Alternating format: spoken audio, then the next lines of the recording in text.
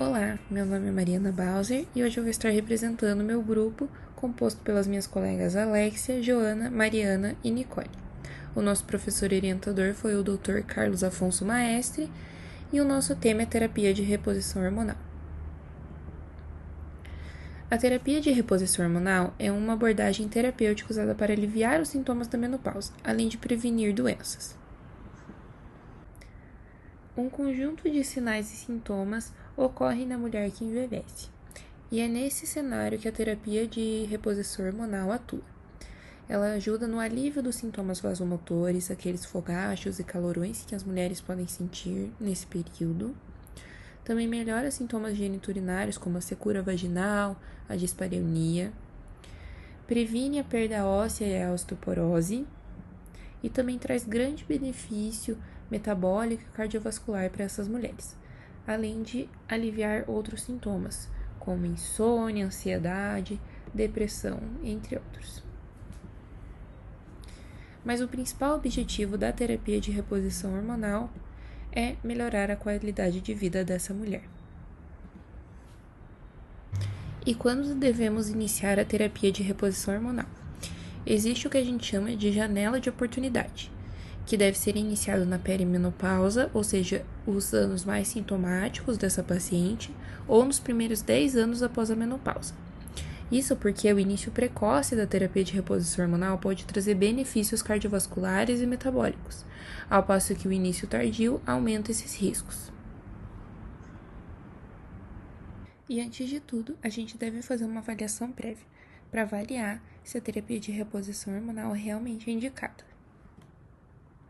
Devemos fazer uma anamnese e exame físico completos, avaliando os sintomas climatéricos, então que idade foi a menopausa, os sintomas vasomotores, urogenitais, o humor e o sono. Também avaliar antecedentes pessoais e familiares para avaliar os fatores de risco dessa paciente. Devemos também fazer um exame físico geral e ginecológico completo. Então, contendo a PA, IMC, circunferência abdominal, o exame especular, um toque bimanual e a inspeção das mamas. Contamos também com exames complementares, entre eles a glicemia, hemoglobina glicada, perfil lipídico, função hepática e renal, TSH e T4 livre, hemograma, cálcio, fósforo e vitamina D. Os exames de rastreio estão a mamografia, o citopatológico cervical, o sangue oculto nas fezes, e a ultrassonografia transvaginal ela é indicada para avaliar o endométrio, se houver algum sangramento ou sintoma uterino. Além disso, é possível calcular o risco cardiovascular e avaliar se há necessidade de densitometria óssea. E é muito importante fazer a avaliação de riscos, o risco cardiovascular, de câncer de mama, tromboembólico e hepático. Lembrando que é muito mais efetivo e tem um menor risco se iniciado na janela de oportunidade. O estrogênio, que é o protagonista da terapia de reposição hormonal, ele é um protetor cardiovascular, desde que a paciente já não tenha uma doença cardiovascular pré-estabelecida. Se for o caso, isso aumenta os seus riscos.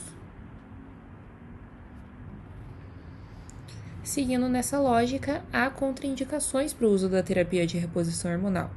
As absolutas seriam o câncer de mama ou de endométrio, sangramento vaginal não esclarecido, tromboembolismo venoso ativo ou recorrente, hepatopatia grave e doença arterial coronariana ou AVC recente.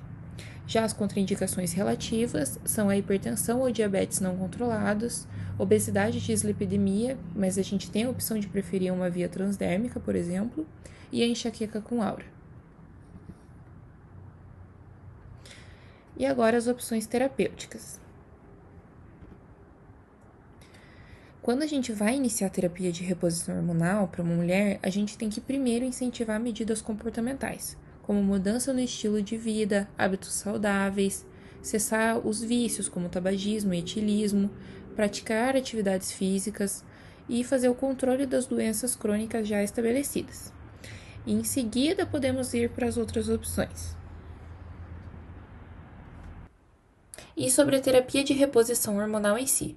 No mercado, nós temos diversas opções disponíveis, contendo ou estrógeno mais progesterona ou apenas estrogênio de forma contínua.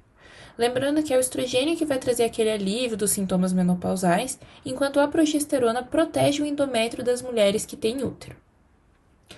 E sobre as vias de administração.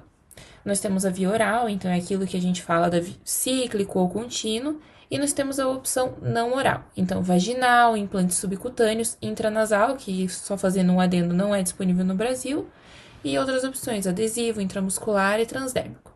Sendo que a opção não oral que vai trazer um menor risco tromboembólico e não vai influenciar com doenças crônicas, como diabetes, hipertensão, hipertrigliceridemia, e também não influencia com tabagismo e doenças hepáticas e biliares. Existem também terapias alternativas, que são para aquelas pacientes que têm alguma contraindicação ou simplesmente não desejam utilizar a terapia de reposição hormonal. Existem opções farmacológicas ou não farmacológicas que podemos utilizar para melhorar a qualidade de vida dessas pacientes. Os inibidores da recaptação de serotonina ou da norepinefrina, eles reduzem a incidência dos fogachos e também ajudam com os sintomas depressivos que essas mulheres podem ter durante essa fase da vida. E as gabapentinas ou os antagonistas seletivos dos receptores da neurocinina 3 também podem demonstrar um alívio dos sintomas vasomotores. E os fitoterápicos. Algumas opções são a soja, trevo vermelho, simicifuga, hipérico, valeriana e melissa. E quando devemos parar? A terapia de reposição hormonal não tem um tempo máximo fixo. A gente sempre deve fazer uma reavaliação anual, vendo sintomas, exames de rastreio, exames laboratoriais. E se caso a paciente tem alguma contraindicação ao uso da terapia de reposição hormonal, a gente suspende imediatamente. Sempre é possível fazer o desmame gradual. Então, a gente vai reduzindo doses a cada 4 a 8 semanas e também temos a opção de migrar de uma via oral para uma via transdérmica, por exemplo.